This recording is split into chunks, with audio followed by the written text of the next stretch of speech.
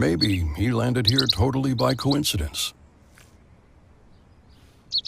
But if by chance he's admiring your fresh coat of Benjamin Moore soft sky blue, well, that's a pretty high compliment. Coming from an expert. Are you driven, ambitious, and ready to earn? WESN, the content capital, is expanding, and we're looking for dynamic media sales executives to join our team. Sell powerful advertising solutions across television, digital, and social media platforms, and help brands tell their story. If you have strong communication skills, a passion for sales, and the drive to succeed, join WESN today. Send your CV to marketing@wsncc.com or WhatsApp 68-61662 and start building your future. WESN.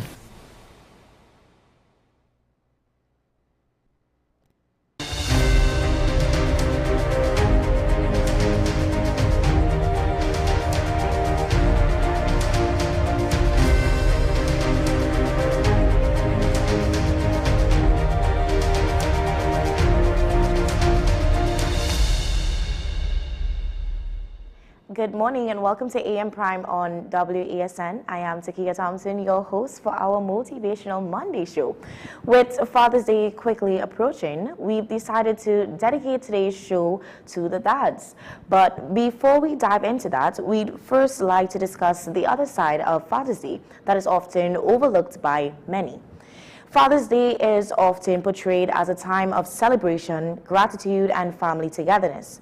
But for some, the day can bring feelings of sadness, loss, anger, or longing, especially for those who grew up without a father or have strained relationships with their dads.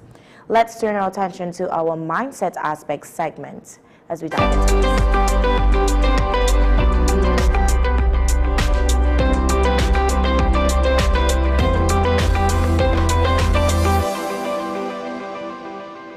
While much of the conversation around the day focuses on fatherhood itself, the experiences of children and adults navigating father absence are often met with silence. Psychologist Sule Joseph joins us to speak about the emotional impact of growing up without a father, how people cope with these feelings, and why this issue deserves greater attention. Good morning. Good morning, and thank you for having me this morning. Absolutely. Now, Suli, can you tell us, Father's Day is usually a celebration of dads and that enjoyment aspect of it. But for some people, it can be a bit difficult due to certain circumstances. Based on your knowledge, how common is this experience? Well, it's very, very common, actually, for everyone. Let me first start by saying the argument usually is that you have persons who would say, listen, I have grown up without my father and I turned out pretty okay. Right. All right.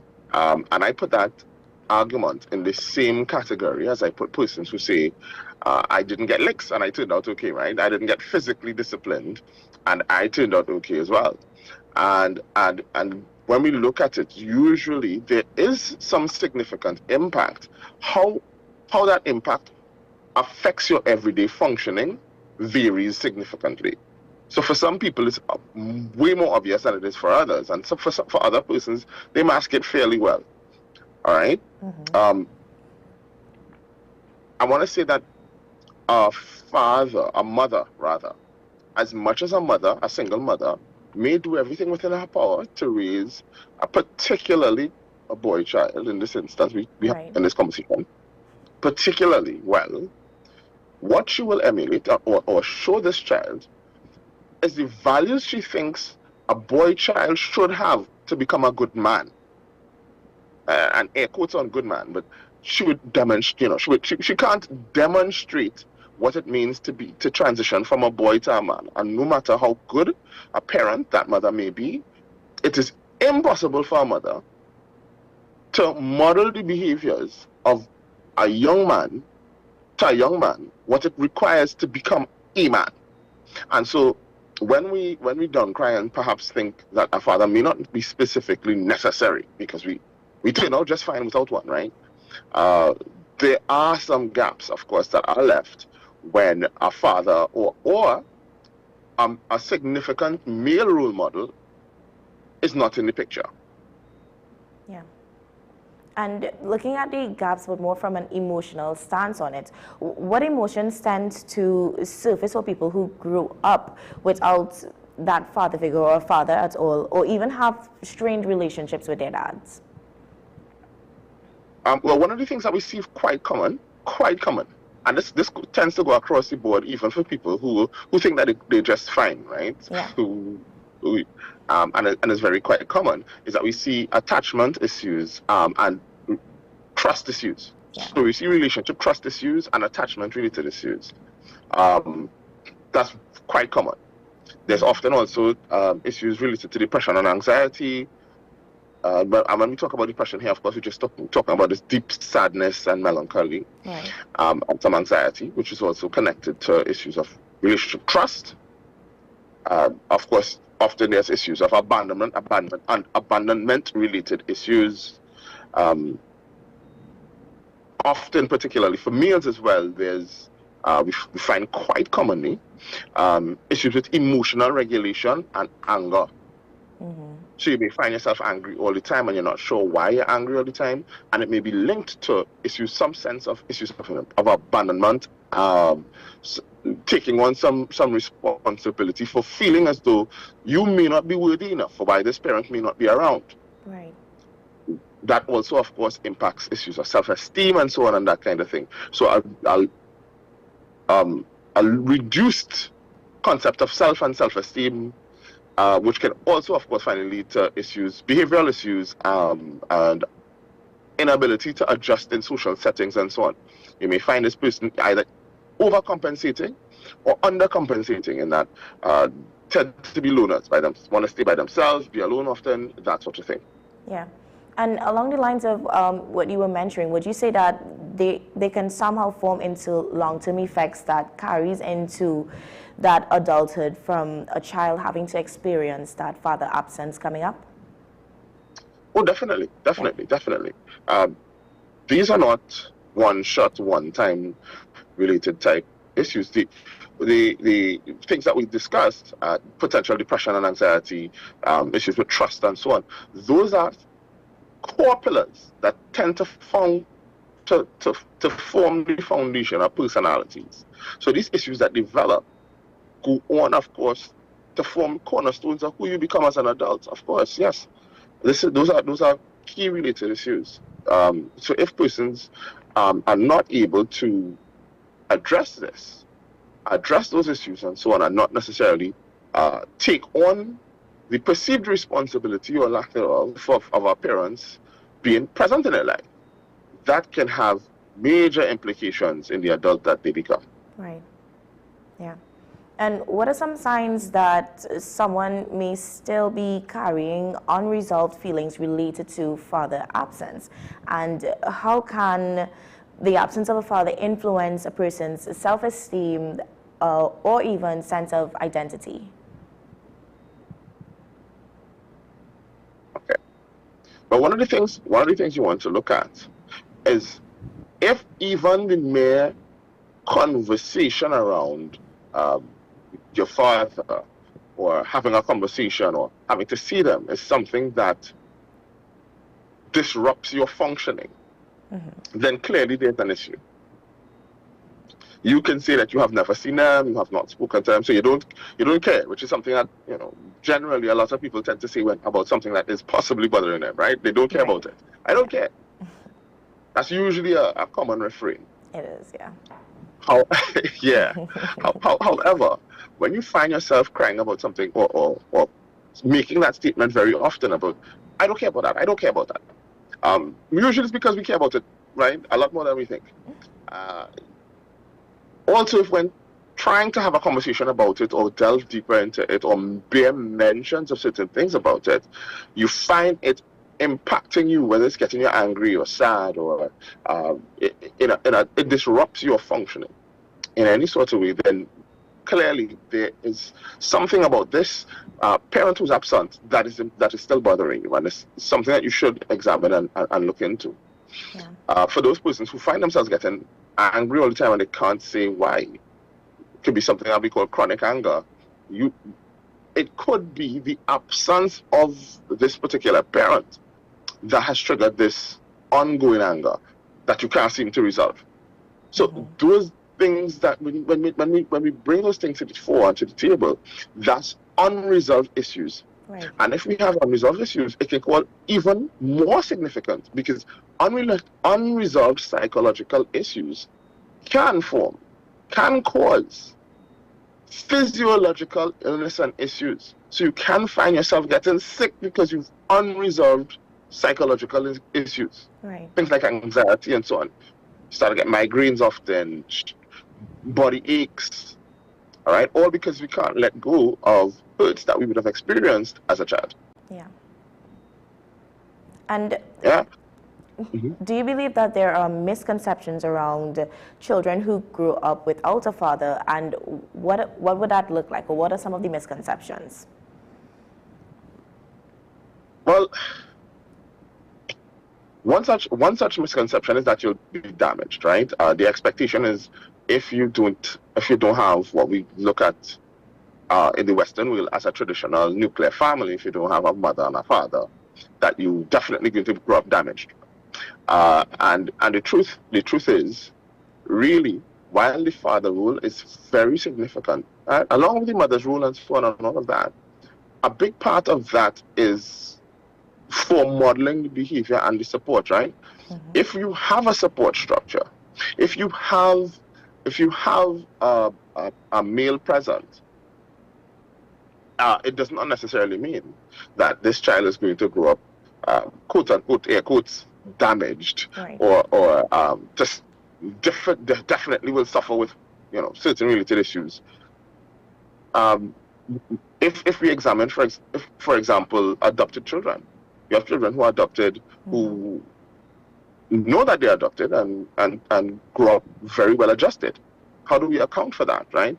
Yes, of course, they'll have issues and concerns with the birth parents not being in their lives and so on. But right, we have several instances of children who grow up through that system and become well adjusted. So that's a significant myth, that you are bound to have several issues because you didn't have your father in your life, right?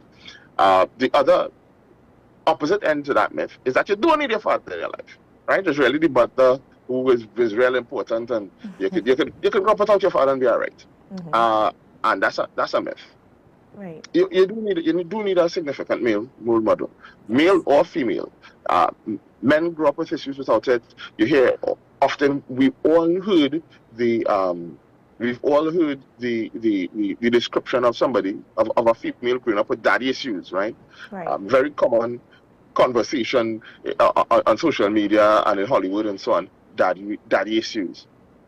That speaks to the importance of a father being present, or at least a significant male role model being present, right? Right. So those are two very popular myths and misconceptions that I just wanted to add. Thank you for clearing that up. And when we look at healthy ways to cope, what can you recommend in terms of that a healthy coping mechanism with dealing with emotions that may arise around the Father's Day? Well, if you find as a trigger that Father's Day triggers you, which again is going to be a sign that clearly there's something that needs to be addressed about issues you may have related to your father. If you find yourself being triggered, the first thing I would note, if persons coming to you and saying to you, listen, you function a little bit different. If you have not been able to recognize that for yourself, then I would recommend first taking a note of the behaviors that you are noticing that might be a little bit off. Maybe you find yourself being melancholy a lot, sad a lot, or you find yourself being angry for every little thing during this period. You get upset. You don't feel like participating in the whole Father's Day thing. People trying to be nice to you and you're still upset about it. If those are the issues, then yes, this is where I think coping needs to step in. And one, often I say, if you need to take a stock of where you're at and how you're functioning. And once you do that, then we can act to suit. It may mean taking a break away from people for a little bit. Maybe you need to take a walk. Maybe you need a little alone time for a bit. Maybe you need to do an activity, a fun activity that usually builds your emotional self up.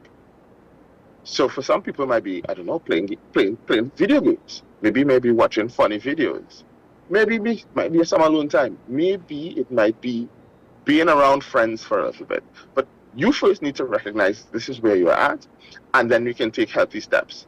Our physical activity usually assists because things like exercise or taking a walk in nature and so on, because it allows the brain to release the feel-good hormones, serotonin and dopamine. You feel better, all right? But it starts with first recognizing that you do need to implement some kind of coping mechanism, right? Something that makes you feel better, a healthy activity that makes you feel better. Yeah. And how can people begin to heal? Because we're talking along these lines. So how can people begin to heal from feelings of rejection, abandonment, or even resentment? And also, what roles can other positive role models such as grandparents, uncles, teachers, or even mentors play in a child's life? All right. So,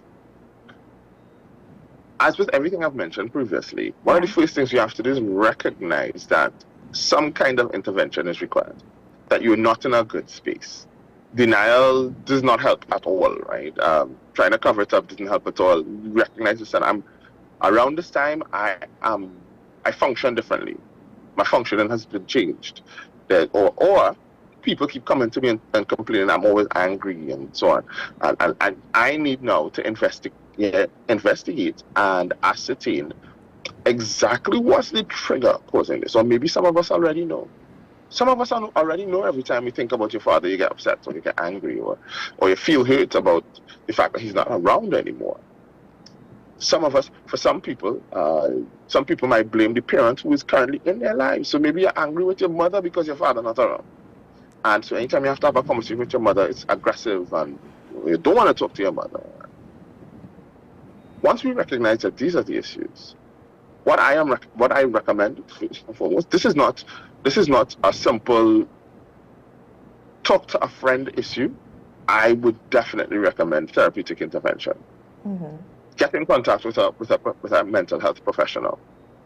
Seek professional therapy because there are deep-rooted and seated issues probably that you need to address, and not just address, but work through, because it would impact all the various levels and layers of your life and your future relationships. Yeah. Right? And whether you believe it or not, the type of parent you become is directly related to those types of relationships and the impact of relationships of an absentee parent. So we need to be very, very cautious about that. And so that's why I would recommend, first and foremost, if you suspect that, seek mental health assessors. Speak to a mental health professional, psychiatrist, psychologist, even if it's introductory and it's a social worker or guidance counselor, but seek mental health intervention. Yeah. Right? You asked about grandparents and so on. Yes. Yes, you can have. I did speak about having an alternative male person, a role model, as it were, right? Whether it's a mentor or a grandparent and so on. Of course, that never totally replaces the absentee parent, right? It doesn't totally replace the absentee father, but at least some of the qualities and some of the values and so on, and some of the modeled behavior that you would want to see and learn and that sort of thing, you can get from those persons. Yeah. It doesn't necessarily remove the hurt of not having a actual physical father present, but it does help. All right, and so yes, I would recommend, if it's possible at all, to have a mentor, right? If you can get that. Or, of course, like grandparents or grandfather and so on, those persons come together and, in short, kind of help fill some of the gaps and somebody who was left by a father who's not present. Yeah. And lastly, do you think this type of conversation is often overlooked during the Father's Day coverage? Yes.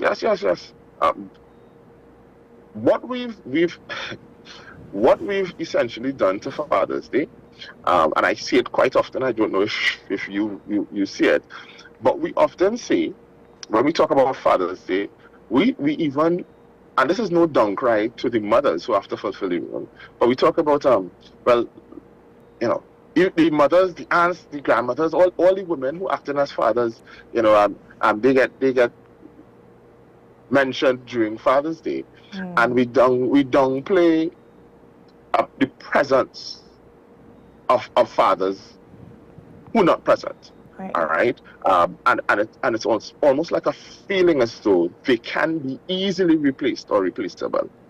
I think these conversations are crucial.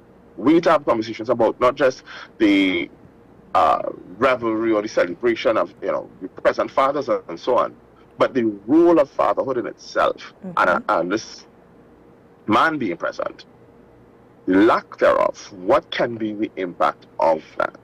I think we do need to have that conversation, because it can tend to be very cyclical or a cycle, in that the persons who don't have this present father may grow to develop certain issues, and that in turn may impact how they then parent, which will impact their child, who then will become a parent, and it will impact how they parent.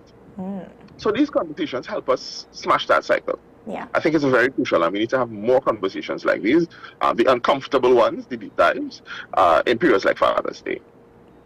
Yeah, absolutely.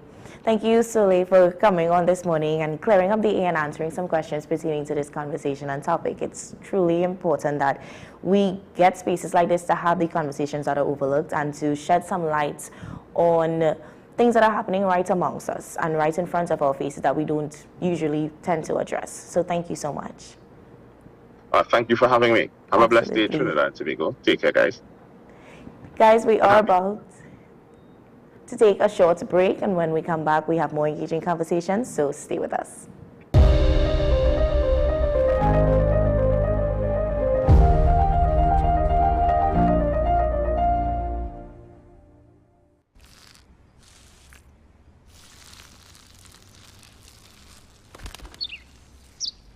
Maybe he landed here totally by coincidence.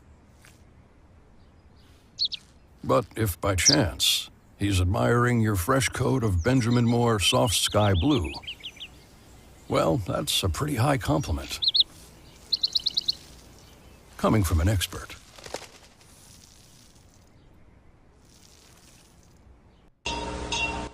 Trinidad and Tobago, get ready for a musical explosion of freedom, culture, and pure steel band magic. Featuring 5 of the nation's super bands, plus their talented youth bands. Get ready for generations of steel. The ultimate celebration of our national instrument. Featuring 5 of the nation's super bands, plus the talented young band. Experience the power and passion of Desperados, Shell Invaders, Massey Trinidad All-Stars, First Citizen Supernovas, and the pride of the South, Fun Clear. Saturday, July 11th. at the iconic Grandstand, Queen's Park, Savannah. Save $100 and get your early bird tickets at $200 until Saturday, June 27th. Get yours now. Available at ICNTT.com. At Crosby St. James, All Kenny Sports. All Extra Foods Supermarket, Westby, Tagarigua, Anthony's by the Park. Jumbo Foods Barataria, GAC Electrical, opposite Starlight, Tiggermarkton Main Road. Mirage Westside Supermarket in Arima. And all participating bands. Presented by Super Padman, Dane Gulston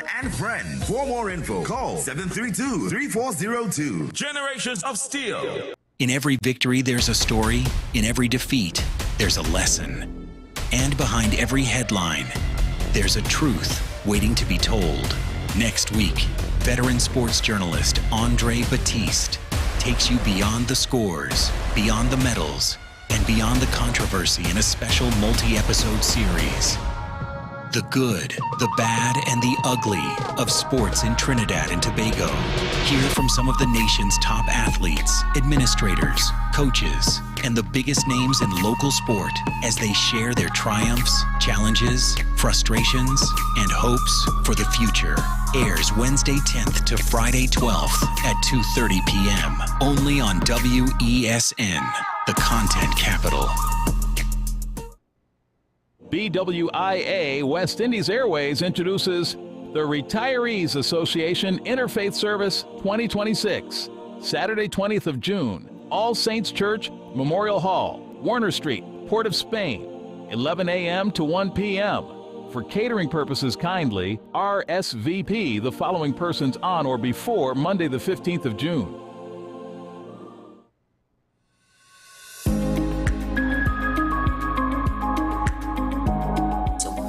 Problems trying to get aroused, women loss who of have libido. Loss of libido, and women who have problems actually trying to achieve an orgasm.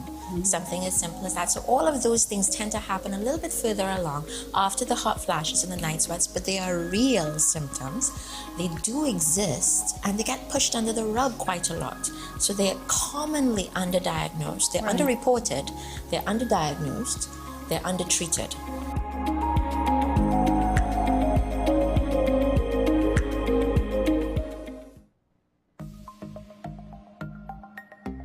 Knowing how to tell authentic is as easy as 1, 2, 3.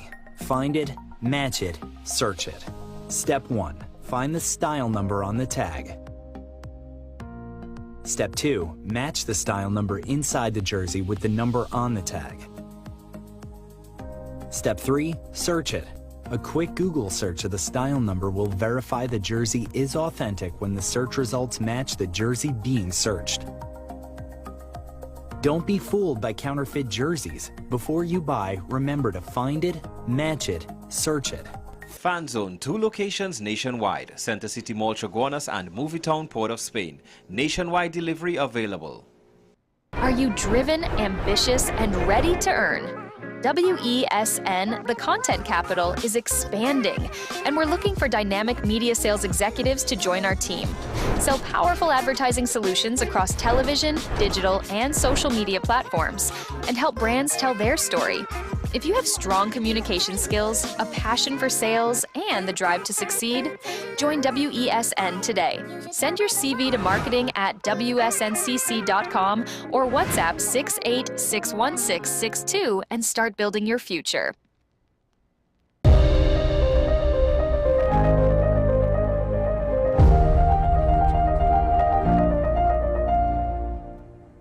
Welcome back. Continuing with our mindset aspect segment, as Father's Day continue to approach, attention is often placed on the important role fathers play in their children's lives. While parenting comes with challenges for all parents, single fathers often shoulder the responsibilities of both caregiver and provider, balancing work, household duties, and the emotional need of their children. Despite the obstacles, many continue to build strong, loving homes and serve as a positive role models in their children's lives. President of the Single Fathers Association, Randall Fields, joins us this morning to speak about the realities of raising children as a single father, the challenges they face, and the support needed to help them succeed. Good morning, Randall. Good morning, Takia. Yes. Nice to meet you. Nice to be here. Lovely to have you. Yeah. Randall, firstly, we'd like to begin with the reality of being a single dad. And what are some of the common experiences shared by single fathers within the association?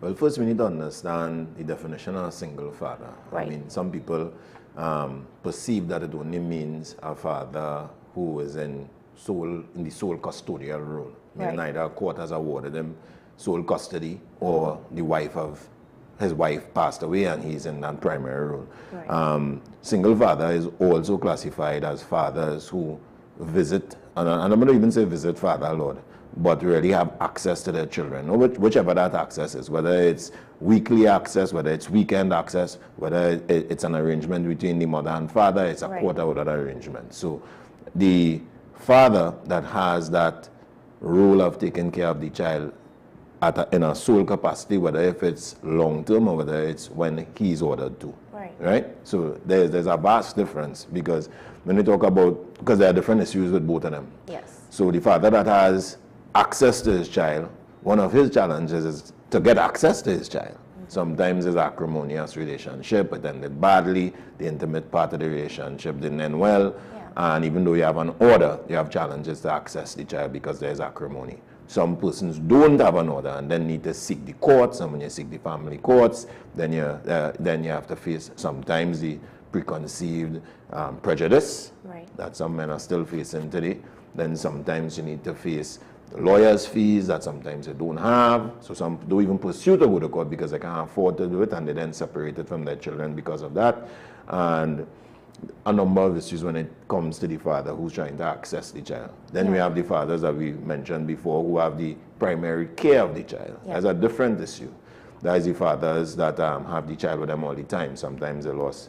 I have a number of fathers whose wives died giving birth to the children.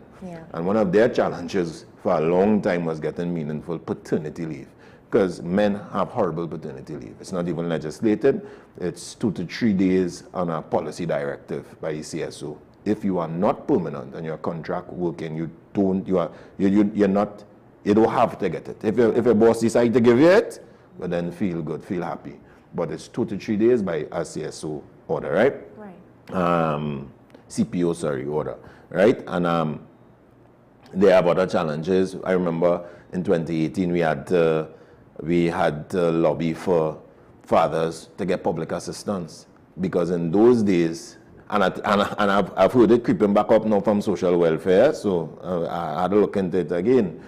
In those days, fathers, because they were male, the male parent, and because they were deemed the breadwinner, even though legislatively it said that they would be entitled to public assistance on behalf of their children, they were disallowed. They weren't allowed to access it because they were male and deemed as the breadwinners. So I had fathers who came to me. I remember a particular father from Diego Martin who was in the then Prime Minister's constituency, and he had 8 children. His wife died from cancer, and he was on the verge of cutting off his arm to get assistance, because they told him for him to get assistance, you have to be medically unfit.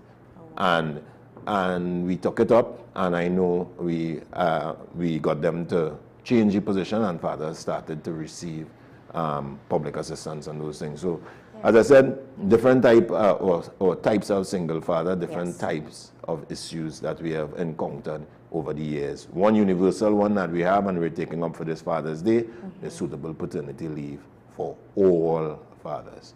Single father, married father, father. Agreed. And in terms of that evolution, how has the role of single fathers evolved over the years from, you know, the stories that you would have got to know, at least being shared with you? How has that evolution looked like, or what does it look like? I mean, fatherhood has evolved entirely, and I'll tell you why. Many of the fathers today, that's why I don't even want to leave it as single father. Fatherhood has evolved. Many of the fathers you see today are the boys of yesterday that didn't have fathers. So we understand, I say we understand particularly what the absence of a father means. We understand the feeling of not having him there for very important issues. Whether it was at that time that daddy could have been in the house, you know, because he could have been married still and still be absent father. At that time, and that generation, it was about breadwinning, it was about taking care of the family, it was about bringing financial needs. That was the social perception of what a father had to do. A father was to provide, not to be involved in anything else. So that many people will tell you that even though they had a father in the home, he was very absent still, because he was working all the time. Mommy was the homemaker. So because of that, you've seen in this generation the evolution of those sons who became fathers having a greater desire to father, particularly boys who grew with single moms, because they saw the struggles of their mothers, they know the things they missed, the disadvantages, the setbacks, the lack of feeling of protection, and these kind of things. When you are a boy growing with a single mother, when you reach the age or the teenage age, and you are now bigger than her, testosterone kicking, muscles bigger than her, voice heavier than hers, you no longer see your mother as a protector. You know? You protect your mother. So you're very careful of what she do, where you going, mommy, where you coming back, who's I going with, who's this man you're talking to. from that age, because naturally, it kicks in automatically. So, if you speak to boys, however, who've had their fathers in their home during that time, you would hear them speak about being their father's aid more so than their father's protector. Right? And I always remember the story of a young man one of the young men that we mentored earlier on, his name was Zion, and his mother and his father had a beautiful co-parental relationship. So it wasn't no fuss and fight. He could stay by daddy here, stay by mommy here. But he primarily stayed by his father. And I asked him, I said, Zion, why you stay by your father more than your mother? And, you understand? He said, Mr. Fields, because when I'm by mommy, I feel like the protector. If a rat come inside, a cockroach fly inside, a bandit come inside, I, as the biggest physically, feel that I have a duty to protect her. He said, but when I am by daddy, I feel like I'm daddy's aid. So daddy is the man coming to face these things. And if anything, I will support him. So that feeling of protection is important for young males. Yes. You understand? So that they don't assume an authority that they're ill-prepared for. At the age of 13, you don't understand mentally what it is to have that responsibility of protecting persons in a home. You understand? And we think that is nothing, but that has a great psychological impact on young boys who believe that that is their duty because they are now the man of the home because their mother can't do certain things in their eyesight. Yeah, that's true. And let's look at balance in terms of that demand of work, parenting, and even maintaining a household. Based on your knowledge, how do single dads go about maneuver through these obstacles? I mean, they have similar challenges to any single mother would any single mother would have. Is a single parent. And as a single parent, I mean, you're going to have challenges, times when you need to be at work, you need to find a sitter, you need to find a daycare, if you don't have a granny or a grandpa to send the child to. So very similar challenges. And that's the thing, we always think that the challenges are so much different because it's a single mommy and it's a single daddy, but they're very similar because it means it's just another parent taking care of their child, and they need to find a way to do so. So you have a lot of challenges. I mean, single parenting will have its challenges, and as a parent, you have to be able to maneuver that challenge. Just as mommy, as I always say, when you're dealing with a single mother, it's critical, and you're dealing with a boy particularly, it's critical to get that boy into spaces where he is going to be mentored by good male mentorship. That is your duty so to do. If you don't do that, then you're going to have some issues. You're most likely going to have some issues. It's very similar for daddy if he's raising a young girl. It's very critical and important to get that girl in spaces of women that are good women, and women that have good moral, women who could hygiene, women who could help her in that way, who could motivate her, women that have valor and these kind of things. So at the end of the day, it works both ways. A lot of the challenges are similar when it comes to taking care of the child. You're going to need assistance. No one person is a mountain. I don't know why people laud single parentage like if they know he's a super mom or he's a super dad. And that's part of the reason why we turn the name to the Fathers Association. You understand that? Because at the end of the day, it is good. It is good that you seek resource, you seek help, you seek assistance. But it's from the extended family. As I say, sometimes, whether if you're a single dad and you have a daughter, she in ballet, she in gymnastics, things that girls enjoy. If you have a son, he in football, he in karate, and girls in karate too. So, you understand? It's about putting your children in spaces that they know that will benefit them, particularly because you know that at some point in time, you may need to be somewhere else and you may not have the support of another parent. In the cases though, there's other talking about persons who are sole custodial parent because the other person died or something. In cases when you see you have the other parent there, whether it be the mother or whether it be the father, it is your duty to co-parent efficiently. It is your duty as parents to put your intimate past behind you, your pettiness, in our colloquial language, behind you, and forge a strong parental partnership for the benefit of your children. And that, Takia, is where we have a problem. That is where big people don't act as big people and act smaller than the children that they're taking care of. And that is one of our greatest challenges. If we understood that daddy has value, mommy has value to the child, and daddy has equal value to the child, then we'll understand we will place better value on the relationships that they have with the child. You understand? That is so true, yeah. Right. Definitely. And in terms of the sacrifices that many single fathers would make, you know, to provide for their children, what are some that are often overlooked by society or even the naked eye just looking in? I mean, just paternal care. Let me give you an example. Right. You ever heard or you ever saw a man walking with the child down in the park or taking care of the child at one point in time and somebody walk up and say, hey, you're babysitting today, boy. You could tell me I'm babysitting my child. Wow. That is a normal thing. Right. But really and truly, is he babysitting his child? You understand? He's parenting, he's fathering, he's doing what he's supposed to. So we have some old nuances from 1930 something that we still hold on to. Yeah. So just paternal care, and we see it throughout, not just persons walking on the street, we see it at the court. You know, the president for a father who wants to be involved, who's come to the court for access to his child, 4 days a month. Because he's seen as a babysitter, he don't need more than that. I just told you about paternity leave, right? 2 to 3 days. You know why? We don't see the value of daddy being there in immediate postnatal stage. And so we from the head come down don't value the participation of the father in the child's life. But you know what we'll come on Sunday and do? We'll come on the pulpit or we'll come on the podium and we will say, Father, step up and do better. When you at the head and the top levels haven't given them anything to step on. Wow. So we, for this Father's Day, our call, I mean, we've heard them mention it, and we've lobbied for this for years, as long as 15 years. I don't know how old you are, but as long as 15 years, those people in Trinidad and Tobago will say they have seen my face lobbying for these things. You understand? My son that I started Single Fathers Association for is now 19. So that's the time, and I started it when he was 4 because I couldn't get to see him. Right. And to date, we are still not seeing the changes that we're supposed to see. You understand? Yeah. And particularly with paternity leave, we are making our call this Father's Day that we must see it legislated for 8 to 12 weeks as a minimum capacity.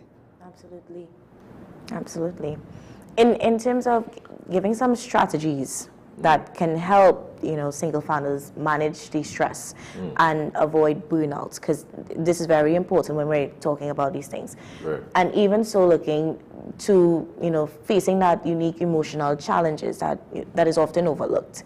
How important is a support system even for a single father in general? I mean, it's critical. I mean, I do have space on my Facebook pages and WhatsApp messages to try to relieve some of the stresses that a lot of these fathers go through. As I said, it's different types of stresses. Yes. The custodial parent might have issues when it comes to accessing things from the state, when it comes to finding care for their children, when it comes to the state, and they're dealing with some of the similar stresses that some single mothers going through as well. Then we have the non-custodial fathers who face the stresses of access and the mental health issues that come with that separation from a child, and you're not able to get to see a child, and not able to be a part of a child's life, especially when you were in the same position your child is now. Right. And you trying to remedy that, it has a double impact. It's like you're reliving your past, looking at your child living at it. If you follow me. Yeah. Right. So we're talking about the mental anxiety and the stresses and the need for support. And yes, we often ask fathers, and I'll be very, very frank with you. For the last 15 years, fathers have heavily relied on our organization to alleviate that stress. And over the last 2 years, we have had to discontinue, and let me tell you why discontinue, telephone outreach. You know why? The 4 men that I've had doing it for over the last decade, who have high blood pressure, who have some kind of illness and ailment and sickness, because when we take these stresses on, we take these stresses on other men, and it's just 4 men for the last decade. Wow. We have made suggestions to the Ministry of Social Development, we've made suggestions to the state for years to put in relevant avenues to distress men, to distress fathers. We told them, we give them suggestions on building particular types of sanctuaries that will focus on financial empowerment, we'll focus on emotional empowerment, social empowerment for men, and nothing has been done. They call us MPs, that's called still our non-funded voluntary organization that is funded by our private businesses to assist. When you can take a step that really can help men de-stress in our society and say we are building a sanctuary for men. The other know how to speak to men. You can't tell men you're building a psychiatric clinic for them.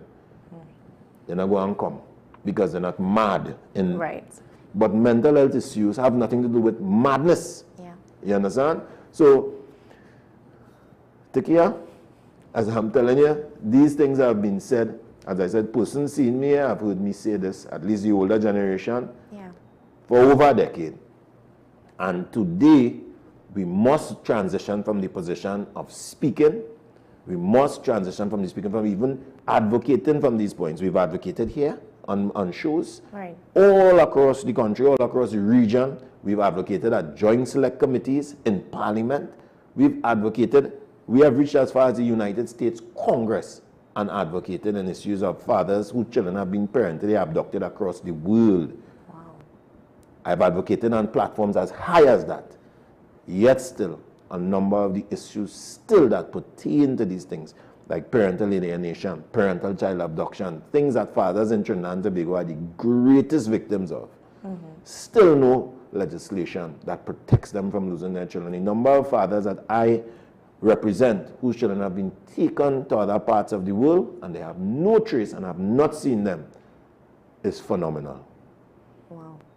So, as I said, these are not young issues. These are issues that we've held marches for, we've held protests for, we have been parts of joint select committees for, we've held seminars about, we've traveled the region talking about it. Nobody in Trinidad and Tobago cannot say that the formerly called Single Fathers Association, now called Fathers Association of Trinidad and Tobago, has not represented fatherhood well in this country.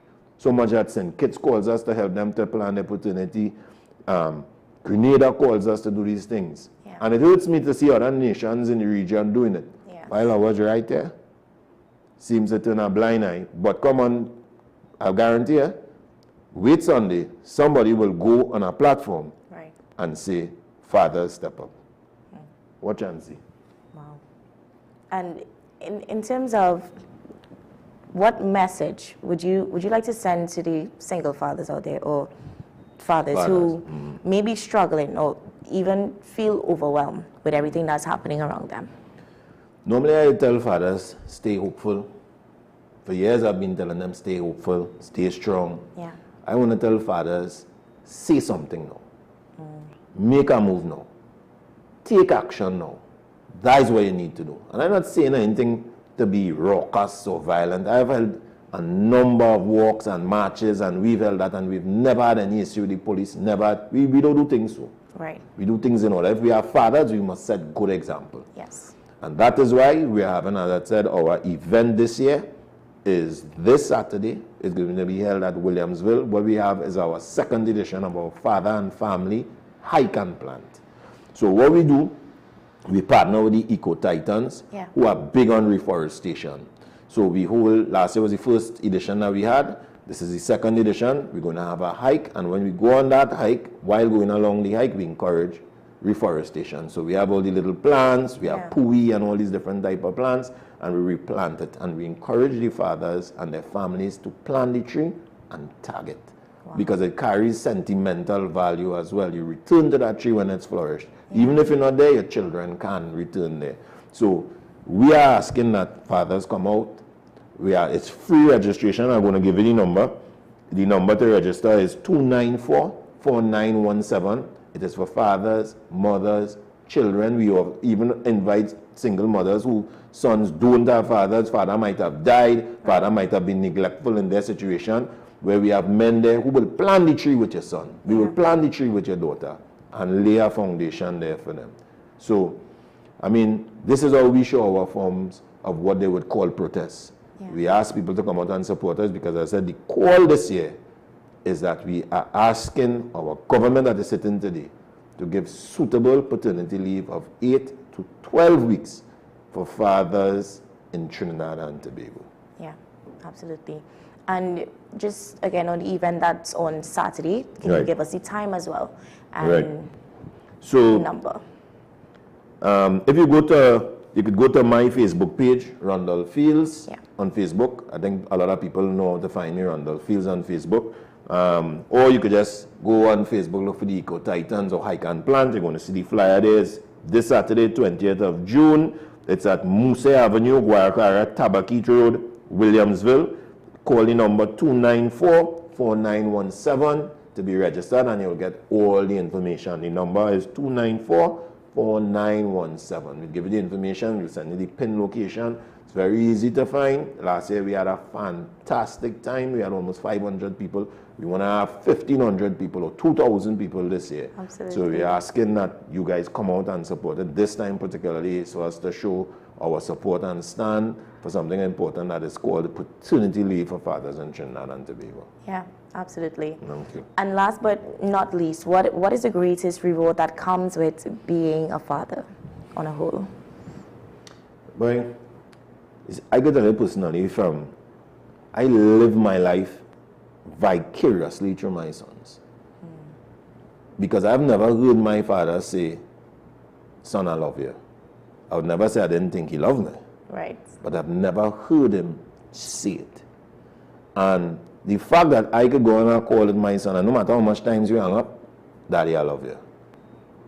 The fact that I could go see whether they're playing basketball, one plays basketball, one plays cricket, and I go to a game and they're not doing well, and I say, son, do this. And I always tell people, it's like the ears perk up. It's like they feel a sense of confidence, a sense of strength. Like, hey, my father outside there, you know.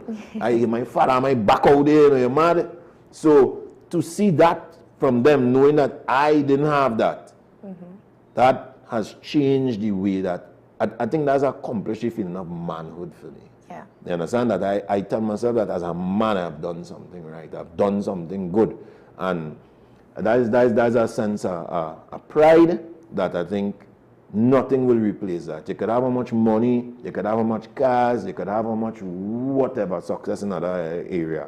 But the fact that I think that when I leave this earth, and my sons eulogize me, they will say that we had a great father. And that is enough for me. Absolutely. And even, I know I said last but not least, just to touch on that, any special message for Father's Day, for fathers on Father's Day in particular? As I said, fatherhood is a gift. Yeah. Not everybody gets it biologically. Some people get it through just mentorship. Some people get it through just fathering somebody else, or stepfathering, as the case is. And I just want to let fathers know to enjoy that. Even though sometimes they feel like it, you know, it's unappreciated. Even the children sometimes at times they just think they take it for granted. Enjoy the fact that you are part of your offspring life. Enjoy the fact that you have the opportunity to plant in the mind, contribute to them. And as I said, fatherhood is bigger than biology. So it don't have to be your biological child. It could be the neighbor child or some stepchild or something like that. Enjoy fatherhood as long as you have it. And I do only want to send a message for fathers. And I mean, I want to strengthen also the fathers who are not getting to see the children too. Right. Because I experienced that in my early years, and it has nothing as mash up more than that. Continue to hold strong. Do what you could do legally within your power to be a part of your child's life, so your child never have to say, Daddy, you didn't fight hard enough. Fight as much until you have your last breath to be a part of their life. So at least your child, when they reach of age, if you're still not given access, will see the fight that you put forward. And I want not only fathers, but I want society to understand the value of father. A father is not a secondary parent. A father is not a secondary citizen. A mother is not a secondary citizen.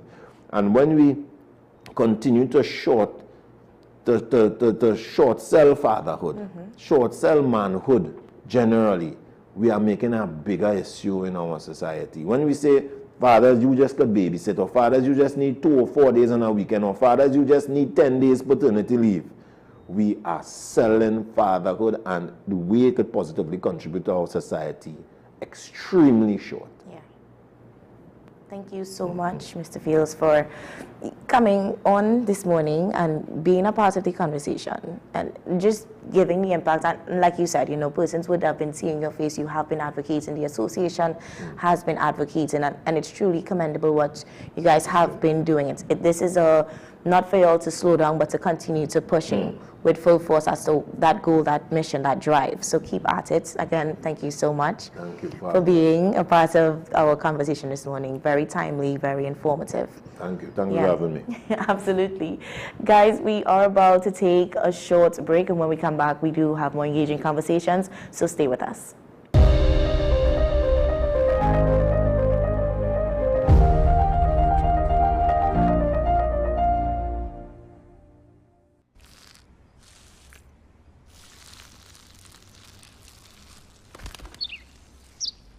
Maybe he landed here totally by coincidence.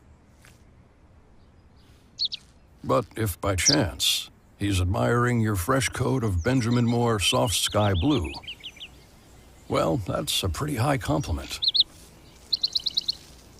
Coming from an expert.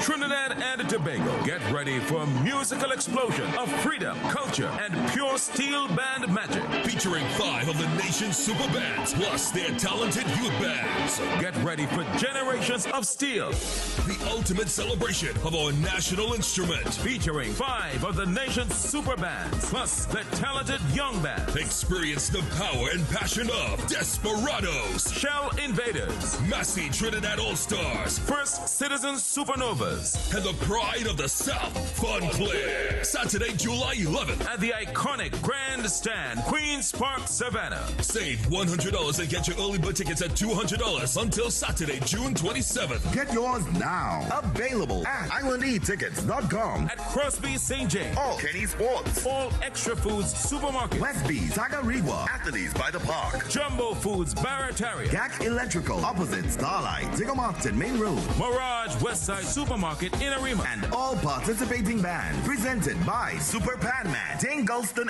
and Friends. For more info, call 732-3402. Generations of Steel. In every victory, there's a story. In every defeat, there's a lesson. And behind every headline, there's a truth waiting to be told. Next week, veteran sports journalist Andre Batiste takes you beyond the scores, beyond the medals, and beyond the controversy in a special multi-episode series. The good, the bad, and the ugly of sports in Trinidad and Tobago. Hear from some of the nation's top athletes, administrators, coaches, and the biggest names in local sport as they share their triumphs, challenges, frustrations, and hopes for the future. Airs Wednesday 10th to Friday 12th at 2:30 p.m. Only on WESN, the content capital. Take some time for yourself or spend some time with the family at Sandy Point Village Hotel. Enjoy our various studio and suite apartments, self-contained with their own kitchenettes and Wi-Fi. We also have our famous 100-foot swimming pool and our beachfront restaurant, the Steak and Lobster Grill. And our location in Crown Point puts us near the center of activity from the nylon pool to the local nightlife. Call us and make your reservations at 639-8533, 389-2378, or email us at sandypointvillagehotel@gmail.com.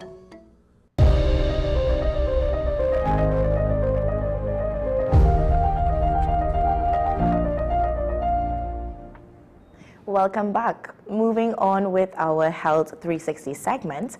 As men get older, maintaining a healthy weight and active lifestyle can become more challenging.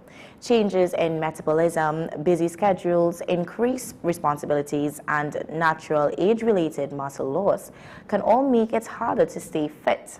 With Father's Day approaching, health experts are encouraging men, especially fathers, to prioritize their well-being through proper nutrition, regular exercise, and sustainable lifestyle habits.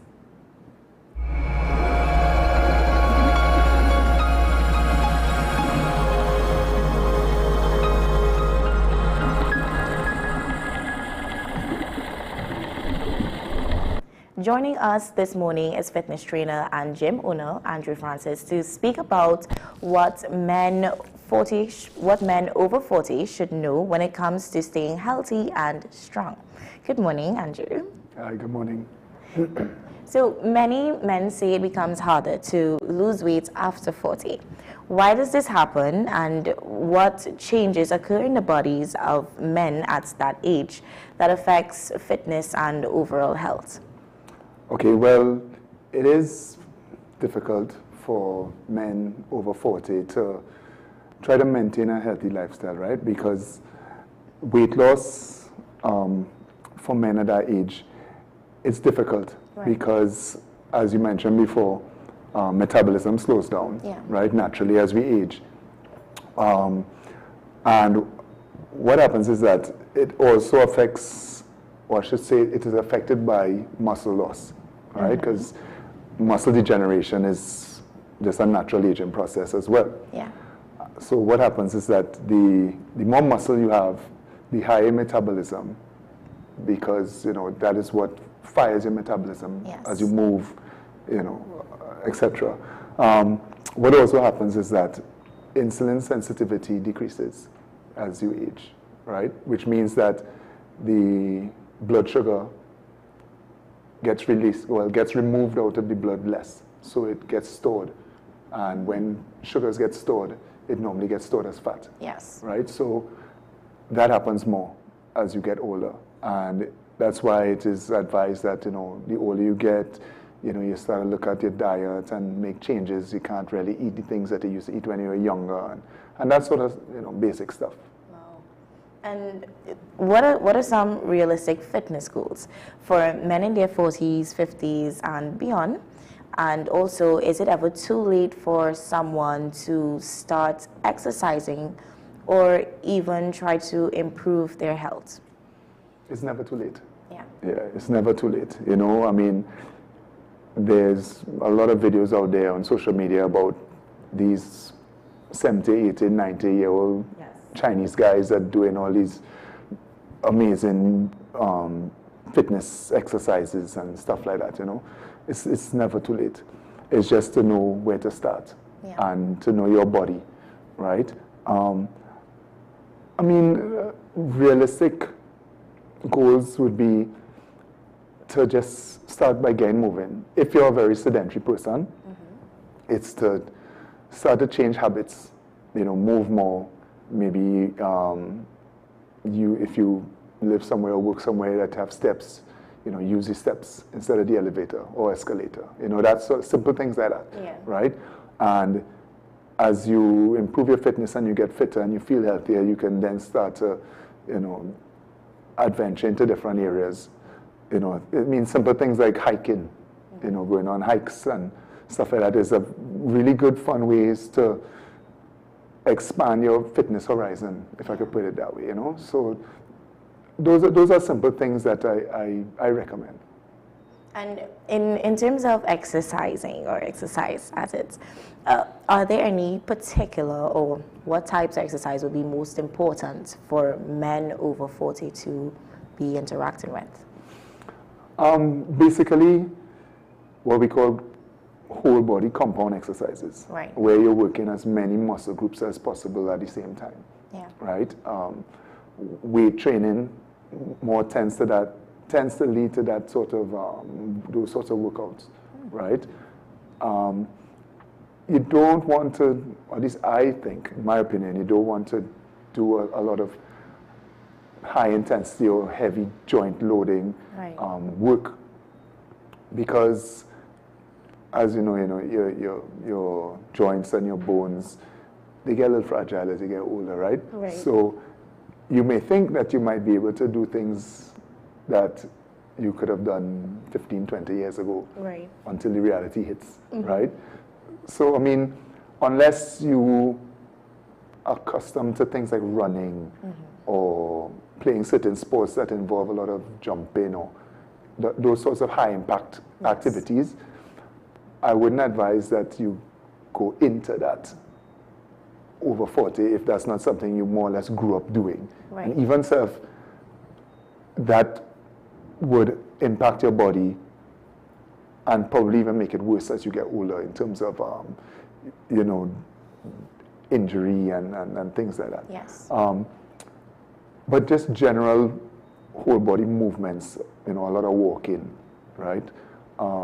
As I said, strength training, weight training, even calisthenics, body weight training, right, is important, right? It's also important as well that men over 40 get into mobility work, which entails, a lot of movement, stretching, things like yoga is really helpful, right?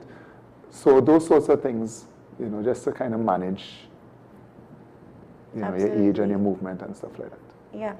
And how can fathers fit exercise into their schedule when balancing work and family and even responsibilities outside of that? That is the hardest one. I mean, talking from experience, I try to fit it in. I'm a gym owner, and people think, well, I work out all the time, right? Yeah. All day, every day, which is not the case, right?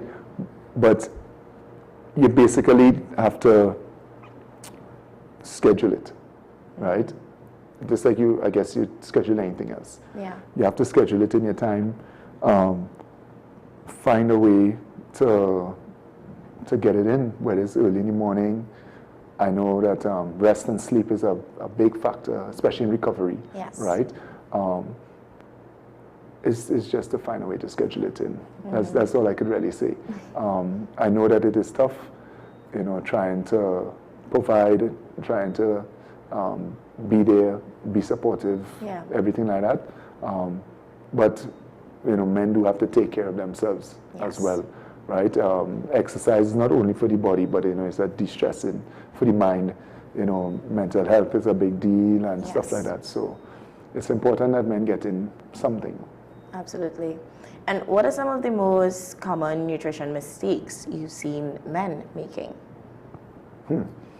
Well, in this country, we like to lime and drink and eat. Right. And especially men that are busy and that go through a hectic work day, right, or schedule. More often than not, they grab the quickest thing, the quickest drive-through, the doubles and stuff like that. And I mean, I'm not here to discredit anybody or tell anybody, not to eat X, Y, and Z. I mean, everything within moderation. Yes. Some things less, some things more, right? It comes really with knowledge, right? And arm yourself with the knowledge of the effects of what you eat, right? So then you can make intelligent choices. That essentially is what it comes down to. Yes, you might be looking for the quickest thing, right? But there's the lesser of two evils that you can choose if you know what to look for and you know what your body needs and stuff like that. So that's really the biggest thing that I would advise. Okay. And how important is protein intake as men get older, and what role does hydration play in maintaining health and fitness? Protein intake is a big deal, right? It is a big deal because, as I said before, muscle loss is a thing, right? It's a big deal as men grow older. Well, not only men and women. Yes. As everyone grows older, muscle loss happens, right? And muscle is made from protein. So to get the right proteins in at the right time, the right amount, because everybody needs a certain amount of protein daily. So it's important to find out, to get an idea of how much protein that I need. Let me try to find the healthy sources of it and try to get it, okay? Because it helps with maintaining muscle, maintaining overall health. And hydration, I mean, I can't stress enough how important that is, right? As you're aware how hot it is these days, right? So it is very easy to become dehydrated, right? And it just overall helps you to feel better. Dehydration leads to a lot of fatigue, a lot of stress, and we don't need that. Absolutely. Right? What are some misconceptions men have about losing weight or even getting fit after 40? That they can't. That a lot of men probably figure, why bothering? You know, it's past my time. I feel I'm a young boy again. You know, all that kind of stuff. And they can. Like I said before, you know, you find activities that you enjoy, you might want to try, right? Maybe you're not someone who is outdoorsy, but you might try a hike. Yeah. You know, discover your country. You know, things like that. Yeah. You know, maybe you might pick up an activity that you didn't think was something that you might enjoy. So, for example, like pickleball is all the rage right now. Right. Right? It is, in my opinion, not a very high intense activity in terms of jumping around and running about too much. Yeah. Maybe you might want to try a hand at that, right? Again, train with someone or get a group of friends that like to train, like to go to the gym, or like to do exercise. Maybe somebody might have a home gym that you can go and train with them, you know, things like that. Again, it's never too late. Yeah. And you can always try to find something that you more often than not want to enjoy doing. Yeah. At this point in time in your life, you want to enjoy life. Yes. Right? So enjoy the things that you do, more importantly. Absolutely. And how can fathers become positive role models for healthy living within their families? Well, you're talking about fathers, so your kids look at everything that you do. Yeah. Right? Whether you may realize it or not. So healthy habits, healthy activities, you know, they want to follow. They will want to mimic, right? Unhealthy activities, same. Yeah. Right? So if you're a smoker, for example, your kids will see that or may see that as something cool, right? Or it might be easier for them to fall into that lifestyle. Yes. If they have friends that smoke and stuff like that, as opposed to if you don't smoke and you do healthy activities, etc., and you're able to express to your children why you are doing X, Y, and Z on a healthy scale, it'll be harder for them to fall off and fall into the negative line of, you know, smoking and drinking and that sort of stuff, unhealthy activities. Because they will have the knowledge and the example as to why they shouldn't and why they should. So I think that's probably the most important responsibility that fathers have. Yeah, absolutely. I know I feel like you've definitely answered and touched this, but I'm still going to ask it. If a man over 40 wanted to make one change today to improve his health, what would you recommend? Look at the reason why, right? What is the why behind it? And if you want to see your kids grow, see your kids do things, you know, go to college or get married, you know, if you want to have grandchildren, you know, that sort of, you need to be around, right? You need to be healthy enough to see all these things, you know, come to pass. Yes. Right? If you want to play with your grandchildren, you know, you have to be healthy enough to be able to run after them. Yeah. Right? So, again, what's the why behind it? And if you sit down and you look at yourself and you say, okay, the road I'm going down, I'm not going to live past 60, 65, whatever. Make the change now, right? I go back to something like smoking, for example. You know, they say if you stop smoking after a couple of days, after a week of not smoking, you know, your body starts to repair itself, and you start to give yourself back years of life, right? So something as simple as that, you know, I'm not saying it's easy. It's hard, right, to quit smoking, something as addictive as that.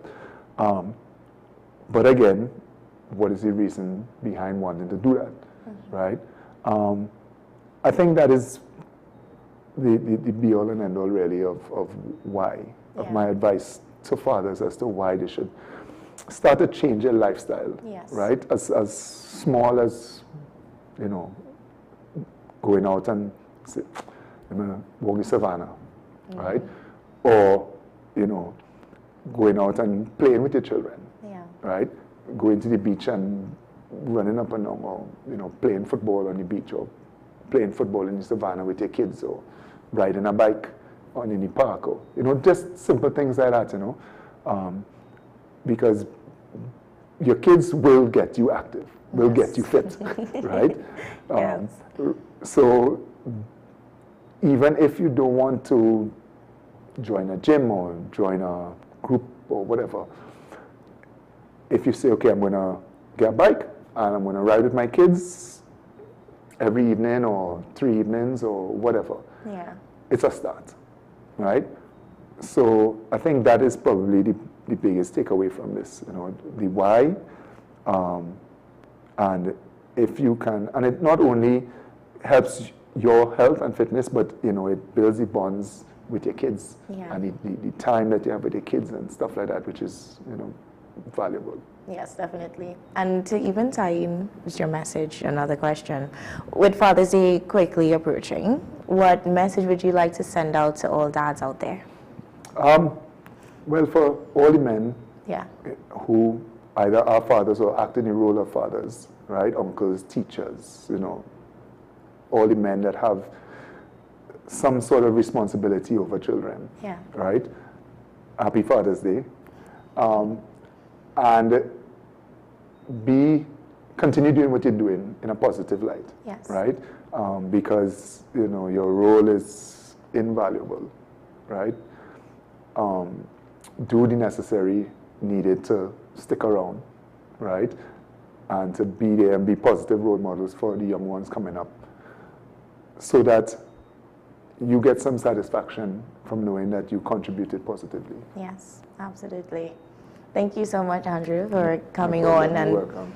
being a part of the conversation, as always, informative and timely with everything that you share with us. I really, really appreciate when you come on and, you know, you give us some tips with it and also give us the extra knowledge that we didn't think we needed, but we absolutely did need it to get. No problem, anytime. Thank you. Guys, as we wrap up today's show, we hope that all conversations, you were able to take away something from it. There were a message to receive from each person that came on today and shared with us. So it's really to just, you know, skim through, go back through and see what you were meant to take from it today. And as I always say to close, stay safe, stay informed, stay positive. Up next, we do have Sean Michael Small at 8 with Talking Point, so you want to come back for that. And I'll see you again tomorrow morning. Bye.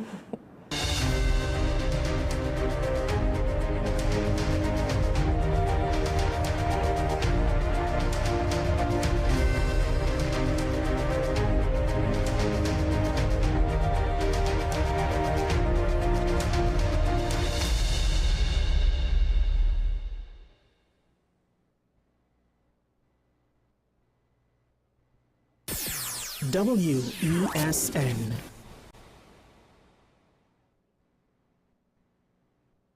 In every victory, there's a story. In every defeat, there's a lesson. And behind every headline, there's a truth waiting to be told.